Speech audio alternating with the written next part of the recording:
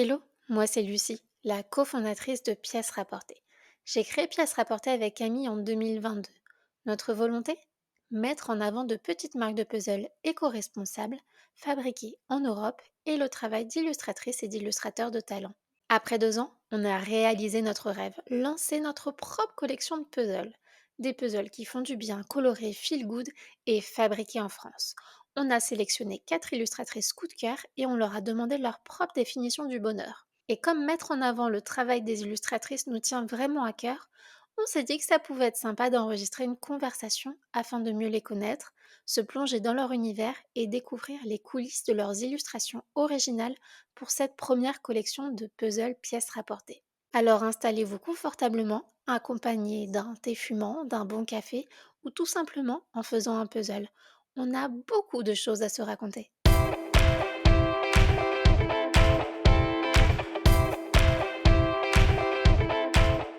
Bonjour Solène, tu es connue sous le pseudo de Soléone. Est-ce que déjà je le prononce bien? Bonjour Lucie. Moi je prononce plutôt Soléon, tout simplement, parce que c'est un clin d'œil à mon prénom et mon nom de famille. Voilà, fallait trouver un pseudo à un moment donné. Tout simplement. Contrairement aux autres illustratrices qui ont participé à notre collection de puzzles, il faut savoir qu'on ne t'a pas découverte sur Instagram ou qu'on ne te connaissait pas. Pour vous situer un peu le contexte, avant de travailler pour Pièces Rapportées, j'étais donc salariée et en discutant de mon projet avec une collègue qui est maintenant une ancienne collègue, elle m'a parlé d'une amie à elle qui était illustratrice et aussi une grande fan de puzzles. Hélène, si tu passes par là, je te fais un petit coucou et je suppose que Solène aussi. Oui, évidemment. Cette amie illustratrice, c'était donc toi. Est-ce que déjà tu peux te présenter? Me dire aussi comment est-ce que tu préfères que je t'appelle? Soléon ou Solène? Solène, c'est très bien. Solène, très bien. Donc est-ce que tu peux te présenter? Pourquoi avoir choisi Soléon? Du coup, tu l'as dit, c'est un mélange entre ton prénom et ton nom de famille et aussi nous dire comment est-ce que tu en es venue à l'illustration? Donc moi c'est Solène, j'ai 28 ans, je suis bretonne et je suis à Paris depuis maintenant parisienne. J'ai plus le droit de dire bretonne, je crois, ça fait plus de 10 ans à Paris, donc parisienne. Et je travaille, j'ai un poste fixe depuis un petit moment dans le secteur de la publicité. Donc l'illustration, c'est vraiment quelque chose que je fais à côté encore aujourd'hui. Et comment est-ce que j'en suis arrivée là, pardon. En fait, le dessin a toujours été plutôt une évidence pour moi. J'ai grandi avec un crayon à la main, j'ai vraiment toujours dessiné, toujours en rêvant d'en faire mon métier d'une manière ou d'une autre, même si je suis passée par plein d'idées différentes. Et finalement, la vie m'a emmenée sur d'autres chemins. Et puis, il a suffi d'un petit virus mondial, comme beaucoup de personnes, je crois. Tu as relancé beaucoup de choses, des métiers d'illustratrice, mais aussi des puzzles. Exactement. Mais ouais, c'est vraiment une période qui m'a permis de réfléchir un petit peu à ce que je voulais vraiment faire. J'étais pas super heureuse à ce moment-là dans mon ancienne entreprise. Et donc, ça m'a permis de me poser les bonnes questions et puis de lancer un peu la machine. Et ça va faire, je suis pas très douée dans les dates, mais je crois qu'on n'est pas loin des 5 ans maintenant pour le Covid. Donc, ça va faire 4-5 ans maintenant que je fais ça à côté de mon travail. Donc, il y a des périodes d'activité plus ou moins fortes, évidemment. Mais en tout cas, je m'amuse beaucoup comme ça. Mais pour l'instant, ça reste un à côté. Tu as fait de l'illustration food un peu ta spécialité. Pourquoi, avoir choisi cette, thématique en particulier? Est-ce que tu t'inspires de tes assiettes, du quotidien ou alors, dans les restaurants pour trouver des idées? Et ben honnêtement, si on m'avait dit, quand je me suis lancée que je deviendrais illustratrice food, j'aurais éclaté de rire, sincèrement. En fait, il y a un petit peu une histoire triste derrière, mais finalement je l'ai bien transformée. J'ai traversé une longue période d'anorexie, où j'étais, bah, très très malade. Donc c'est finalement assez ironique, mais justement, Mais c'est un joli message aussi. beh, exactement. Et j'ai eu des séquelles pendant, assez longtemps avec, quand même des troubles alimentaires qui m'ont suivie pendant un petit moment. Et finalement, quand j'ai commencé à dessiner, ce qui me faisait du bien dans mon assiette, ça a commencé par, beaucoup de fruits, des légumes, des couleurs et cetera. Ça a été une, vraie thérapie. Je pense que ça a vraiment, clôturé ce chapitre de ma vie, d'une belle manière. Et donc aujourd'hui, je puise mon inspiration, bah, évidemment dans ce que je savoure, les plats que je découvre dans des restaurants ou même un peu au quotidien. Ça peut être des moments entre amis autour d'un apéro qui vont m'inspirer pour dessiner des petites choses. Voilà, donc c'est vraiment devenu une passion, le dessin food. et j'en suis super heureuse aujourd'hui et c'est une belle revanche. C'est ça, parce que tu as transformé quelque chose qui te détruisait en quelque chose, en fait, qui te fait grandir Exactement, et tu as su le détourner, en fait, donc c'est génial. exactement. Bravo pour ça. Merci. Tu dois l'être aussi. Je suis une grande gourmande. Est-ce que tu as une bonne adresse à nous partager? Sur Paris, en Bretagne, en France, peu importe. Ouais, je vais rester sur Paris. Une adresse, franchement, c'est compliqué parce qu'il y a quand même beaucoup, beaucoup de choses à Paris. Si tu m'autorises, je vais peut-être en donner 2 ou 3. Vas-y, vas-y. Je note, je note. Mais avec des petites thématiques. Voilà, ma dernière découverte, c'est pour un repas, végétal et ultra gourmand. C'était vraiment délicieux. C'est, Faubourg d'Aimant, dans le 10e arrondissement. Franchement, foncez-y, même si vous avez peur de la nourriture végétale, c'est incroyable. Pour les amateurs de tapas et cocktails, je recommande fortement Déviant. Incroyable aussi, toujours dans le 10e arrondissement. Et si je donnais un petit dernier, plutôt pour voyager, c'est Bambou, dans le 2e arrondissement de Paris, qui est, incroyable, super bon. C'est un Thaï avec une terrasse magnifique en plus, et franchement, c'est un vrai délice. Mais je crois que c'est mes 3 adresses, favorites de tous les temps à Paris. Oh, trop bien. Bon, écoute, je note et j'irai tester, je te promets, j'irai tester. Les puzzles pièces rapportées, ce sont des puzzles fabriqués en France, dessinés par des illustratrices de talent, sur une thématique qui nous tient particulièrement à cœur, le bonheur. Nous avons donc demandé à chaque illustratrice de cette collection son interprétation de ce qui lui fait du bien. Et évidemment, la food était pour toi une évidence. Peux-tu nous décrire la scène que tu as décidé d'illustrer, si éventuellement tu avais plusieurs pistes, et ce qui t'a le plus inspiré? En fait, je suis restée, vraiment autour du petit-déj. J'avais fait plusieurs propositions d'illustration, mais le petit-déj, c'était le thème central, tout simplement parce que c'est un peu mon moment préféré dans la food et je me suis vraiment inspirée, de quelques moments personnels et cetera.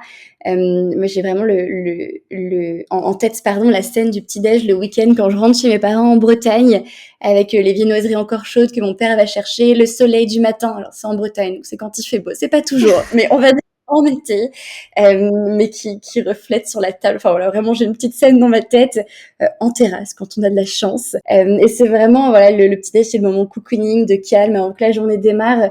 Pour moi, il y a toujours beaucoup d'amour dans ces moments-là. Et puis après, à Paris, dans ma vie au quotidien, finalement, je l'ai transformé avec des brunchs le dimanche avec mes amis. Gros cliché de Parisien, je sais. Mais voilà, Mais du coup, ça fait durer un peu plus longtemps le petit-déj. exactement. Et pour moi, c'est vraiment sacré. Et donc, j'ai essayé de mettre un petit peu tout ça dans l'illustration. Et la petite touche personnelle en plus, c'est les fleurs dans le dessin qui me tenaient aussi à cœur.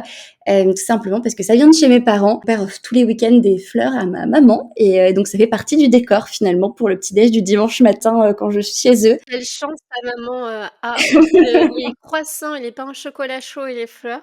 C'est pas mal, hein. C'est pour ça que je rentre tous les week-ends. C'est chouette. Je comprends, je comprends. Mais non, c'est vraiment, voilà, c'est une petite touche personnelle dans ce tableau, mais le petit-déj, pour moi, c'est assez sacré et j'en garde toujours des bons souvenirs. Le petit-déj du week-end, en tout cas, que ce soit entre amis ou en famille, il y a plein de petits rituels qui se sont mis dans ma vie autour de ce moment-là. Donc pour moi, c'était assez évident de partir sur ce type de scène. Puis c'est un beau moment de partage et de convivialité. Exactement. Du coup, tu avais l'idée et comment est-ce que tu es passé de cette idée-là qui était quand même assez claire à l'illustration finale? Quelles ont été les étapes? Ouais, alors ça commence déjà par un mélange de plein d'inspirations différentes, donc à la fois ma vie personnelle entre guillemets et tout ce que j'ai pu raconter, mais aussi les derniers restos que j'ai pu tester, les envies du moment, mes goûts du moment aussi, ça impacte quand même beaucoup mes dessins, souvenirs, etc. Et bien sûr toujours un petit tour sur Pinterest, qui est une grande source d'inspiration. Et ensuite je me lance toujours dans une phase de croquis, et c'est là où en général je teste plusieurs compositions différentes. Je peux en envoyer plusieurs, dans ce cas-là, il me semble que j'en avais envoyé 3, Mmh. où je teste des compositions, des associations, des thématiques un petit peu différentes. Et une fois que tout ça est en place et validé, je finalise en fait l'illustration au propre. J'ajoute les couleurs. C'est un gros travail aussi, les couleurs. Alors juste avant, pour en revenir du coup sur tes propositions, effectivement, tu nous avais envoyé 3 croquis, Oui, toujours autour du petit déjeuner. Alors la première illustration, là, je l'ai sous les yeux, c'était, un petit déj très parisien, qui nous plaisait beaucoup, mais qui ressemblait pour le coup beaucoup à un autre puzzle de All the Way to Say oui. qui s'appelait Brunch. Donc celui-ci, même s'il nous plaisait beaucoup, on a dit: «Ça va pas être possible» parce que l'idée, c'est de faire quand même quelque chose de différent. Voilà. Un autre croquis qui là était une scène d'extérieur et on ne l'a pas vraiment retenu non plus, en tout cas la partie extérieure parce que, c'est des puzzles qui vont sortir en hiver et on voulait garder quand même, enfin on voulait éviter et évincer cette partie, saisonnalité et pas faire des puzzles qui soient trop marqués été ou hiver. C'était pas vraiment voulu de base, mais ça s'est fait comme ça. Les puzzles 500 pièces, ça va être que des scènes d'intérieur et les puzzles 1000 pièces seront des scènes d'extérieur. Et il s'est avéré qu'on était partis, avec toi pour un puzzle 500 pièces. Donc du coup, on s'était dit: «Allez, on va prendre la troisième option et on va quand même piocher des éléments à droite, à gauche des autres propositions, bah, pour, composer, cette jolie illustration». Donc on avait validé le croquis comme ça Ouais. et ensuite du coup, tu es passé à la mise en couleur. Exactement et pour rebondir finalement en plus, c'est cette illustration-là qui était peut-être la plus personnelle dans mes 3 propositions, puisque ça correspond à tout ce que j'ai évoqué juste avant, donc je crois que c'était vraiment la plus personnelle, donc j'étais contente que ce soit celle-là qui soit choisie. Bon, c'est bien tombé. Parfait. Et oui, effectivement, après, je passe par l'étape couleur. Donc là, c'est un sacré travail puisque, bah, déjà la couleur, il y a un sujet de goût, donc il y a mes goûts personnels, il y a, les couleurs que j'ai l'habitude d'utiliser et puis après, il y a celles qui vont plus correspondre à l'illustration ou à la thématique ou au travail demandé. Donc c'est un sacré travail. Et ensuite, évidemment, bah, il y a la mise au propre de tout ça, qui demande un sacré temps de travail aussi, qui permet d'avoir le rendu que vous verrez du coup en puzzle bientôt.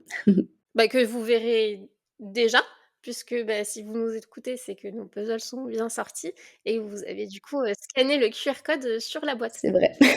Vous pourrez du coup découvrir, en vrai et même, faire le puzzle, de Solène.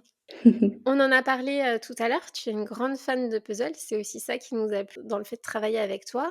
Comment t'es venue cette passion? Est-ce que c'est quelque chose que tu faisais déjà toute petite et que tu as gardé ou est-ce que c'est le covid qui est venu, rappeler cette passion? Et ben sincèrement, c'est presque un comble que quelqu'un d'aussi impatient que moi soit devenu fan de puzzle. C'est peut-être l'activité la plus tranquille que j'ai, mais vraiment c'est assez incongru chez moi, et ça m'est venu chez mes grands-parents, qui avaient, plein de puzzles chez eux et que je faisais régulièrement quand j'allais les voir, le week-end.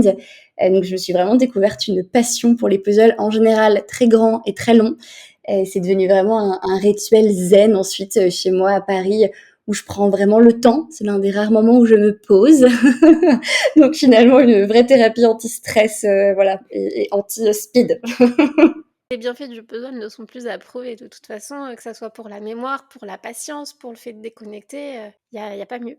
Exactement. Non, et ça me fait vraiment à chaque fois beaucoup de bien. Donc je sais que dans les périodes où je suis très stressée, en général, je vais faire pas mal de puzzles, d'affilée. Eh beh, écoute, c'est une très bonne activité. Donc du coup, c'est plutôt quelque chose que tu as gardé, qui t'est venu de tes grands-parents et que tu as conservé? Il y a pas eu de nouvel élan avec le covid, et les confinements? Forcément, ça a relancé un petit peu, surtout que j'ai l'impression que les alors, c'est peut-être un peu, c'est peut-être une mauvaise image que j'ai d'ailleurs, mais chez mes grands-parents, c'est vrai que j'avais vraiment les vieux puzzles, souvent basés sur les photos, les trucs qu'on trouve un petit peu partout et je trouve qu'après le covid, on a vraiment eu une, plus belle offre de puzzles, en tout cas, plus accessible, beaucoup plus d'illustrations, Mmh. et c'est là où j'ai retrouvé un petit peu mon bonheur et vraiment le plaisir de faire des très beaux puzzles. Donc je pense que oui, ça a été relancé avec le covid forcément. Je te confirme, c'est aussi ça qui nous a, nous, donné envie de nous lancer et parce que moi, j'avais l'image un peu des puzzles un peu ringards avec des petites photos de chatons, de montagnes, de Exactement. dauphins. Alors bon, moi, je détestais les puzzles et puis après, bah, Camille, lui, a toujours aimé les puzzles donc il m'a fait découvrir pardon, cet nouvel élan dans les puzzles et bah, c'est ça qui m'a fait, aimer, les puzzles grâce, notamment à l'intervention d'illustratrices. Mais c'est ça, c'est vrai qu'aujourd'hui, il y a quand même vraiment beaucoup plus de choix, dans les dessins, les illustrations, les motifs et cetera. Donc c'est chouette de pouvoir les choisir et c'est un vrai plaisir, enfin, c'est un plaisir supplémentaire en tout cas de pouvoir faire des très beaux puzzles comme ça. Donc effectivement, ça a été relancé par le covid, mais ça a toujours été un petit peu là. D'accord, tu l'as pas perdu, Voilà. au fil des ans. Je vais te poser une série de questions un peu spéciales puzzleuses. Est-ce que tu es prête? Ouais, allons-y. Tu as dit que tu aimais les grands puzzles. Mmh. Du coup, je pense que j'ai ma réponse, mais est-ce que tu es plutôt 500 pièces ou plutôt 1000 pièces? 1000 pièces ou plus, sans aucune hésitation. J'aime quand ça prend du temps, voilà. Puzzle traditionnel ou puzzle en bois? Bah, les 2 ont leur charme, mais c'est vrai que l'illustration reste plus important, pour moi. Donc plutôt traditionnel, je suppose. Ouais. Mmh mh. Que fais-tu des puzzles une fois terminés? Alors, je pense que je vais faire criser les autres puzzles. J'ai pas assez de place pour tous les garder, donc je les troque avec une amie. On a notre petit réseau d'échange, voilà. Eh bien, écoute, c'est une très belle idée. Ça permet de donner justement une seconde vie Exactement, aux puzzles et en plus, bah, ça te permet aussi, toi, de récupérer des puzzles et puis d'en tester encore plus. c'est ça. Le nombre de puzzles que tu as dans ta puzzle tech, du coup, je suppose que tu en as pas beaucoup? Non, j'en ai jamais beaucoup, je pense que j'en fais une quinzaine par an, Mmh. mais voilà, comme je les troque ou les échange, et cetera, là, c'est un petit joker. Est-ce que tu en as en attente? Là, j'en ai plus en attente, faut que je me refasse un petit stock. Eh bien, écoute, tu pourras faire le tien. Exactement. Le dernier puzzle que tu as fait?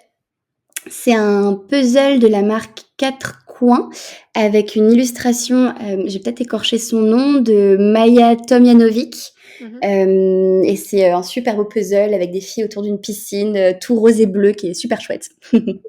Alors juste 4 coins pour remettre dans le contexte pour ceux qui ne connaissent pas, cette marque-là, c'est la marque de La Petite Épicerie. Je crois que c'est ça, oui. Ils ont vraiment des super jolies, illustrations. Je confirme. Ta marque de puzzle coup de cœur? Alors, j'en ai testé pas mal, mais j'adore Sulo, si je prononce bien, qui travaille aussi avec des, illustrateurs. Donc, j'en ai fait, quelques-uns qui étaient vraiment très, très jolis et il y a, Jigsaw aussi pour les dessins qui sont super originaux. Je trouve qu'ils arrivent vraiment à avoir des choses, qui changent un petit peu, des illustrations parfois un peu plus complexes et toujours ultra colorées. Donc c'est vraiment mes 2 marques préférées. On les aime aussi beaucoup. Est-ce que tu es plutôt puzzle photo ou puzzle illustré? Illustré, là ça on rebondit sur ce qu'on a évoqué tout à l'heure, en photo, j'ai vraiment toujours l'image que tu as très bien évoquée des de la photo des petits chatons, et ça me donne des sueurs froides, vraiment ces illustrations, sans aucun doute. Les puzzles, il en faut pour tout le monde. Ça peut convenir ou pas convenir, voilà. C'est C'est vraiment ça, maintenant on a le choix. voilà. Depuis nos débuts, Pièces rapportées nous permet de mettre en lumière le travail d'illustratrices et d'illustrateurs de talent. C'est ce qu'on a voulu faire au travers de notre box puzzle et maintenant de notre propre collection de puzzles. C'est à toi aujourd'hui de nous faire découvrir une illustratrice ou un illustrateur, ou les deux, dont tu aimes particulièrement le travail. On t'écoute. Je pourrais en citer beaucoup, mais du coup je vais me calmer. Dis-moi si tu veux. Il y a Brecht Evans, pareil, si je prononce bien son nom, j'espère, que j'ai découvert grâce à sa BD, Les Rigoles. Il fait des illustrations, magnifiques, ultra colorées. Il a un univers qui est vraiment, propre à lui, qu'on voit nulle part ailleurs et j'adore ce qu'il fait.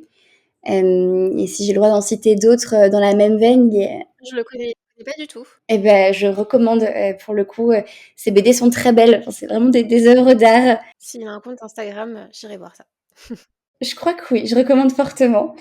Et après, il y a beaucoup d'illustrateurs que je suis, dont j'adore le travail. Je peux évidemment pas tous les citer, mais par exemple, il y a Camille de Cussac, ou encore, Florence d'Atelier Mouette, Mmh. qui font vraiment des choses très, très belles. Mais voilà, il y en a beaucoup. C'est ça, donc là, c'est plutôt tes illustrateurs et illustratrices, du moment, c'est ça? C'est quand même des gens que je suis depuis un moment, donc ils reviennent toujours dans quand on me demande ce que je préfère et qui je suis le plus. Et après oui, il y a tellement d'illustrateurs aujourd'hui qu'il y a enfin, il y a des choses super belles vraiment sur Instagram, donc je suis plein de monde, et qui sont ultra inspirants en plus, hein. Mais, je pense que c'est vraiment les 3 qui reviennent le plus dans mes inspirations. Je dirais pas ça puisqu'on les retrouve pas forcément dans ce que je fais, mais en tout cas dont je suis ultra admirative du travail, et ils font des choses vraiment très belles. Et c'est vrai qu'Instagram, on critique beaucoup, mais ça a aussi, une grosse force, c'est de montrer le travail des illustrateurs. Oui, Et du coup, de faire découvrir un peu au monde, bah, tous les illustrateurs et la pluralité déjà, des illustrateurs et illustratrices qu'on a, qui sont français et puis, de découvrir leur travail, éventuellement leur backstage. Donc c'est vraiment génial. ouais, c'est vrai que c'est super chouette, et on voit que l'illustration, il y a plein de manières de faire de l'illustration, il y a plein de thématiques différentes, il y a plein de techniques différentes Mmh. et franchement Instagram pour ça c'est vraiment, génial. D'ailleurs, toi, tu es plutôt en digital ou est-ce que tu testes aussi, d'autres médiums? Je fais beaucoup de dessins papier, mais souvent je le garde entre guillemets, «pour moi». J'ai mes petits carnets, où D'accord. je teste plein de choses, je fais un petit peu de peinture, d'aquarelle, dessin au crayon, Mmh. ça je l'ai gardé. C'est vraiment parti de là et c'est quelque chose qui entre guillemets «m'appartient». Je veux vraiment comme ma petite bulle et mon moment détente, mais c'est très important pour moi de le maintenir et par contre tout ce que je publie ou tout ce que je fais de manière un peu plus professionnelle, je suis vraiment en digital, qui a plein d'avantages. Alors j'aime quand même bien cette technique déjà, je trouve qu'on peut vraiment s'amuser avec les couleurs, trouver plein de choses différentes. Mmh. Et ensuite, il y a quand même des sujets de simplicité. C'est vrai que j'ai une petite tablette pour dessiner, on peut la porter partout, alors que quand on sait pas trop qu'est-ce qu'on va avoir comme inspiration, on a besoin d'amener un peu tout son matériel, ses pastels, ses crayons, ses machins. Donc ça prend de la place. Donc la tablette, pour moi, ça a été vraiment une ouverture sur déjà une nouvelle technique et puis sur la possibilité de dessiner un peu partout sans se poser trop de questions. C'est ça. C'est vraiment comme ça que j'ai commencé. C'est ça, c'est beaucoup plus fluide, je pense et bah, si jamais tu as des modifications, des choses qui te plaisent pas finalement, bah, tu peux plus Complètement. facilement les modifier que, bah, si tu fais l'aquarelle où là, c'est un peu plus compliqué, quoi. Exactement. Donc des fois, je continue à allier les 2. Souvent, je fais des croquis au dessin papier, que je prends en photo sur ma tablette et que je reporte ensuite en digital, donc ça m'arrive de lier les 2. Mais c'est vrai que oui, côté professionnel sur l'illustration, je suis vraiment à fond sur la tablette, et puis je continue à découvrir plein de techniques d'ailleurs sur la tablette. Donc c'est assez impressionnant de voir, la pluralité des illustrateurs en digital, et tout ce qui est fait de très, très différent finalement, pourtant, sur, la même tablette et souvent les mêmes logiciels d'ailleurs. Et est-ce que tu as un projet de rêve ou une collaboration que tu aimerais réaliser un jour? Il y a tellement de choses que j'aimerais faire. J'ai longtemps voulu faire, illustrer des livres, mais ça marche moins bien avec la food, bien qu'un livre de cuisine, ce serait génial.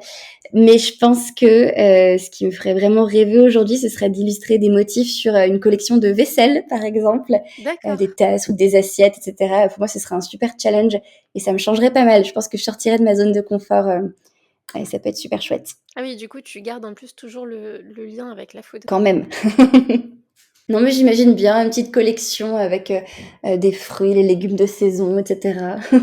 Bon, si Monoprix passe par là, Ah bah, je dis pas non. Solène a des idées.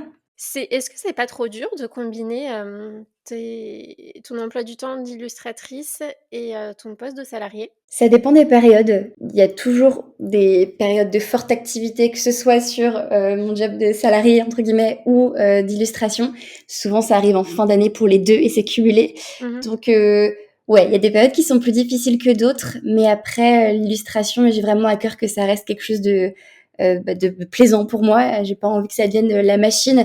Donc jusque-là, j'ai toujours réussi à le faire, quand j'avais le cœur à le faire, et sans que ça me mette, sous l'eau ou que ça me fasse sentir mal. Dès que c'est le cas, j'essaie de rééquilibrer. Mais effectivement, mon poste de salarié passe toujours en priorité forcément, puisque j'ai des engagements auprès de mon entreprise. Mais je suis plutôt très multitâche et j'aime bien avoir plein de projets différents, donc c'est toujours un vrai plaisir d'allier les 2. Et en plus, mine de rien, de le faire de manière professionnelle, ça me permet aussi de garder un pied dedans et toujours, me pousser à continuer à dessiner, à faire des illustrations et cetera. Donc je pense que ça me permet de garder un certain rythme et de pas perdre cette passion-là. Donc après voilà, il faut toujours trouver l'équilibre, savoir, pas trop en faire, prendre le temps pour soi et garder le plaisir dans tout ça. Mais aujourd'hui, c'est le cas, donc j'ai plutôt trouvé, un bon fonctionnement. Eh beh, écoute, c'est le principal. J'avais une dernière question. Tu as fait du coup plusieurs, collaborations avec des marques. En général, c'est quel type de marque et surtout, laquelle, tu as préféré faire? J'ai plutôt travaillé avec des restaurants, si je prends du recul. Alors il y en a pas eu, énormément, mais je pense que ce que j'ai préféré faire, c'est, travailler avec le restaurant BMK, donc toujours à Paris, encore dans le 10e arrondissement, mais qui est un super chouette restaurant, sénégalais si je me trompe pas. Et j'ai illustré une petite carte pour eux et j'ai adoré déjà parce que je suis trop fan de ce qu'ils font et de la cuisine là-bas. Et les équipes sont super sympas et donc j'étais trop fière d'avoir ma petite carte dans un des premiers restos. En plus c'est là où j'habitais avant, donc dans un de mes premiers restos préférés de Paris que j'ai découvert en arrivant et ouais, j'en étais super fière et ultra contente de pouvoir en discuter avec eux et de bosser avec eux. Quand tu dis la carte, c'est le menu, c'est ça? Non, alors j'ai pas illustré leur menu. En fait, ils ont fait une petite carte, une sorte de carte de visite D'accord. où ils ont voulu mettre en avant l'équipe et leurs produits phares. Donc c'est vraiment une petite illustration sympa qu'ils donnaient aux visiteurs du restaurant. Trop bien. Si jamais on souhaite suivre ton travail, où est-ce qu'on peut te retrouver? Le plus simple, c'est sur Instagram avec le pseudo @by.soleon. Et après, il y a mon site web soleonillustration.com, mais je dois avouer que je ne le mets pas beaucoup à jour, donc le mieux, c'est Instagram. Si vous souhaitez suivre le beau travail de Solène et saliver devant ces belles illustrations, du coup, n'hésitez pas à la suivre sur Instagram. Merci Solène pour cette interview. Merci à toi, Lucie. Merci à vous de nous avoir écoutés. J'espère que cette interview vous a plu et je vous dis à bientôt.